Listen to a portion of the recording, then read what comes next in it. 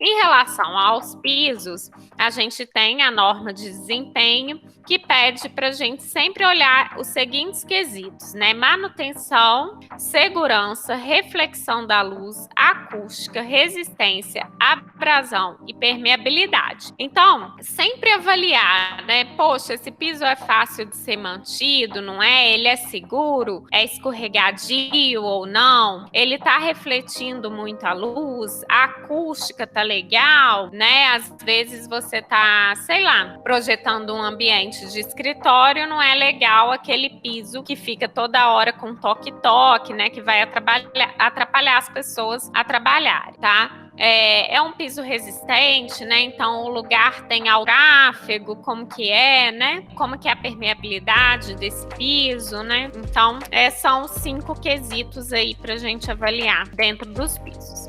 E aí, gente, tem vários tipos de materiais de acabamento, né? Tem vários tipos de pisos. E a gente vai passar aqui por alguns deles de uma maneira bem geral para que vocês saibam, assim, vantagens e desvantagens de cada piso. Quando é algo muito específico, é sempre olhar no catálogo técnico.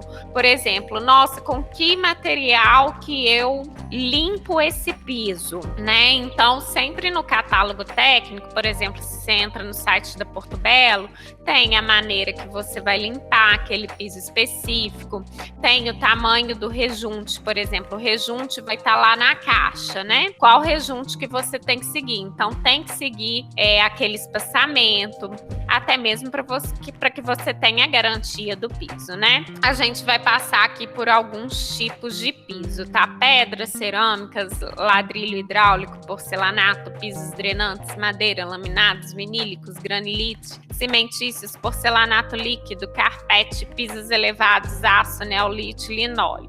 O granito, gente, ele é também muito utilizado em pisos, mas a gente tem que sempre prestar atenção aos acabamentos, né? Que a gente tem o polido, o levigado, que é um pouco mais áspero, o flameado, que é muito áspero. Então, pensar, poxa, estou especificando esse granito para uma área de escada externa. Bom, então eu tenho que ir para o levigado ou para o flameado, né? Eu não vou especificar o polido. E a gente vê muito isso, né? O polido especificado para banheiro. Então, isso daí é um perigo. E aí a gente tem as vantagens se comparado a outros pisos.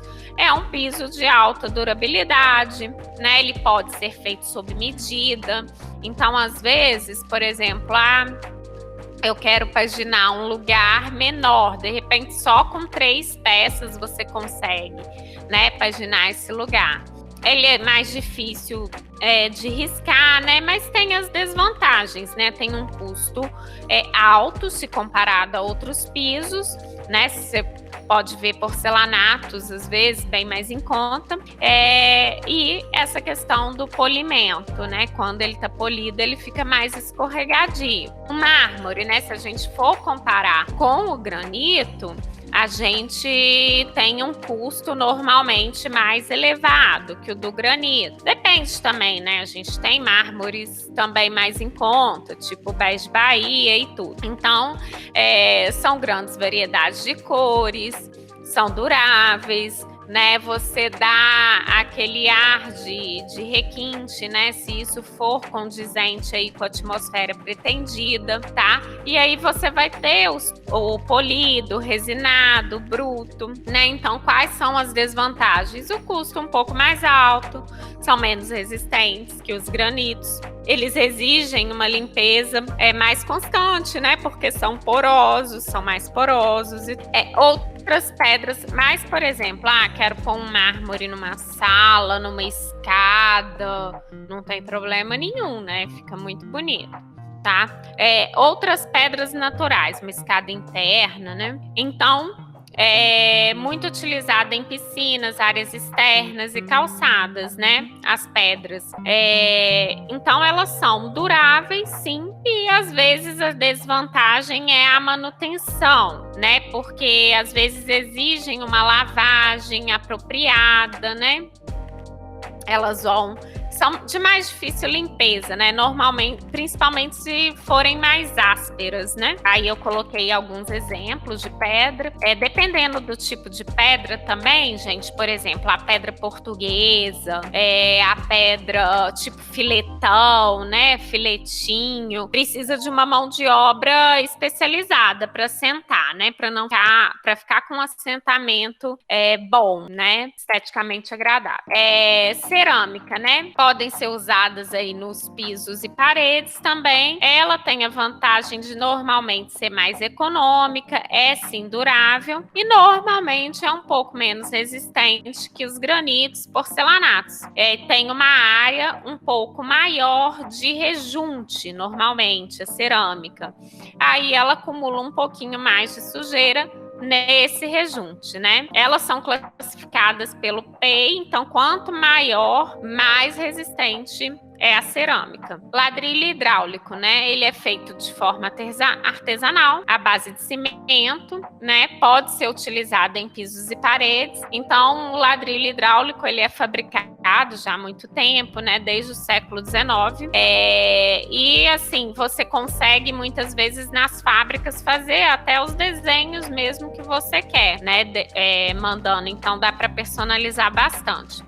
Eles são duráveis, têm diferentes cores e estampas, mas dependendo, se for uma área muito grande, como é um produto artesanal, também pode começar a subir o custo. E porcelanato, gente, também pode ser encontrado aí em várias texturas, né? Tem o polido natural, o acetinado, o antiderrapante, né? Não é recomendado para cozinha e banheiro o polido, como a gente já passou por aqui. Os antiderrapantes, que são muito ásperos, eles também acumulam sujeira mais facilmente. E o porcelanato, então, ele vai permitir rejuntes bem discretos, né? Principalmente quando o porcelanato é retificado, né? Aí você vai sempre seguir a especificação da caixa, né? Varia aí de 1,5 a 3 milímetros. E, né, a questão de poder ser utilizado também em pisos, paredes e tal. E aí, gente, qual que é a desvantagem dele, né? Ele tem aí várias vantagens, depois vocês vão ler tudo com calma, mas a questão mesmo de trincar, eles são menos duros, né? Então, se cai um utensílio pontiagudo, né? Por exemplo, vamos dizer, numa cozinha. Eu uso muito, tá, gente? Porcelanato em cozinha. Mas é bom a gente sempre saber vantagens e desvantagens. Então, ele pode realmente lascar um pouquinho. Aí tem um que é mais resistente, que é o porcelanato técnico, que ele tem uma massa única, que é muito comum ser utilizado em cozinhas industriais, por exemplo. Pisos, né? Laminado, vinílico e madeira. É uma dúvida também muito comum aí dos clientes. Qual que eu uso? Laminado, vinílico ou a madeira, né? Então, gente, o laminado é um compensado de madeira ou MDF na base com laminado melamínico na parte superior. Então, ele é durável? Mas entre ele e o vinílico, ele é um pouco menos durável em relação à umidade. Por exemplo, o se molha, né, vai estufar, tem que secar muito rapidamente. O vinílico aguenta um pouquinho mais, né? Para aquele caso de deixei a janela do quarto aberta, esqueci, choveu, enfim, né? E o laminado recomenda-se também a instalação da manta acústica para não ficar muito barulhento. E a madeira, né, gente? A madeira é um produto mais nobre, ela é durável, ela se renova, né? Porque ela pode ser raspada, tem várias possibilidades, né?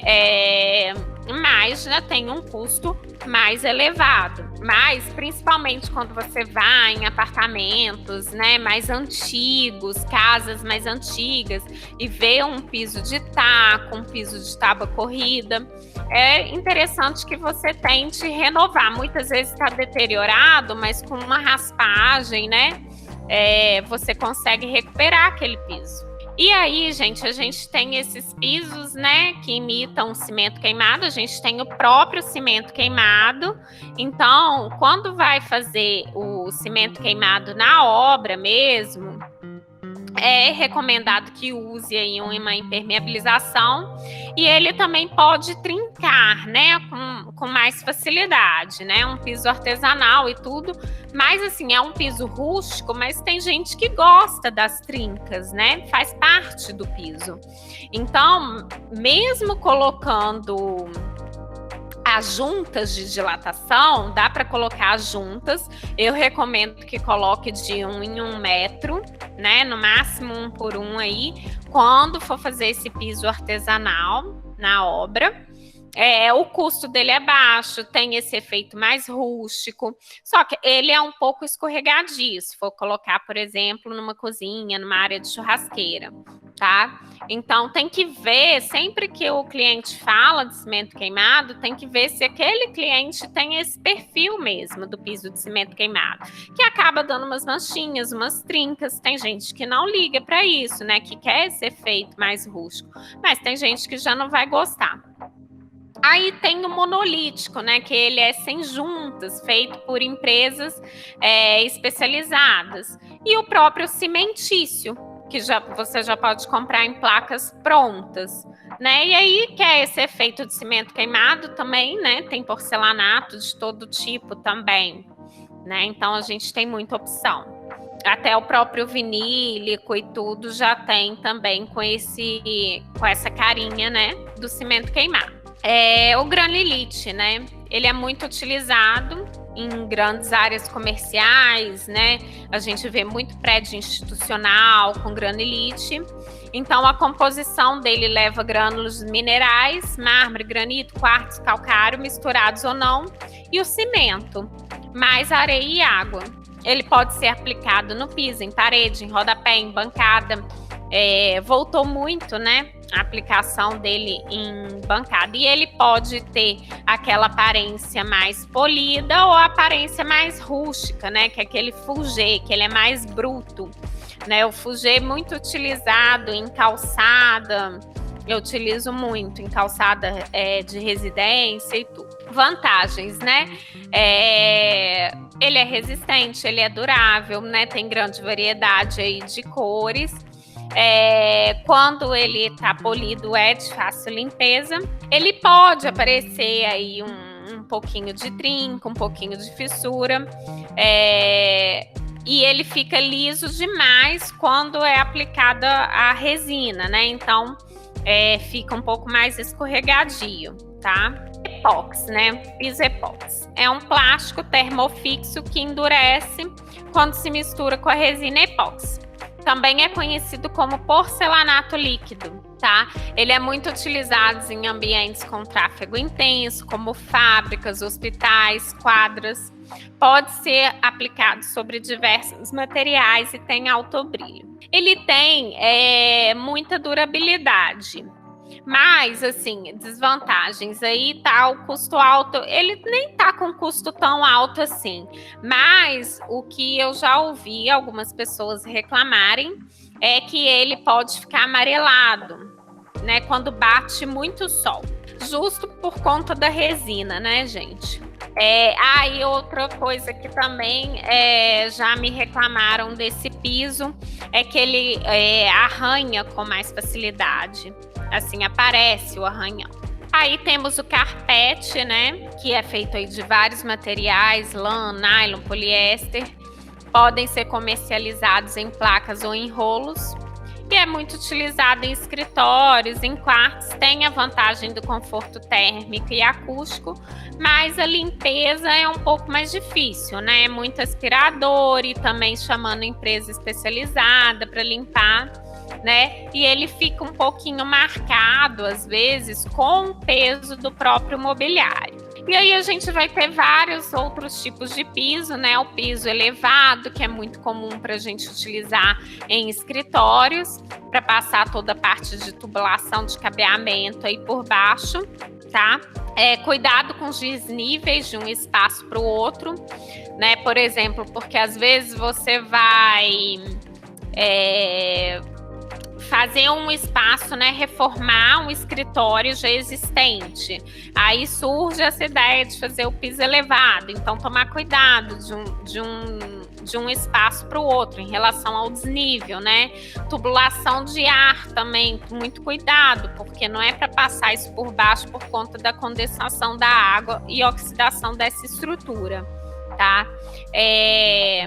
Aço, né? Chapas de aço, que é muito utilizado em indústria, em passarela, em rampa, dentro de ônibus, né? O neolite, que é um produto mais industrializado, mais técnico, que é uma superfície ultra compacta. O linóleo, né, que é feito de resina, um produto mais natural, de cortiça e óleo de linhaça. Existem aí em várias cores e padrões. Permite também, ele é aplicado, gente, o linóleo, tipo um piso vinílico, né, que ele é colado assim. Acho que ele tem de clique também, tá? E é um produto mais natural.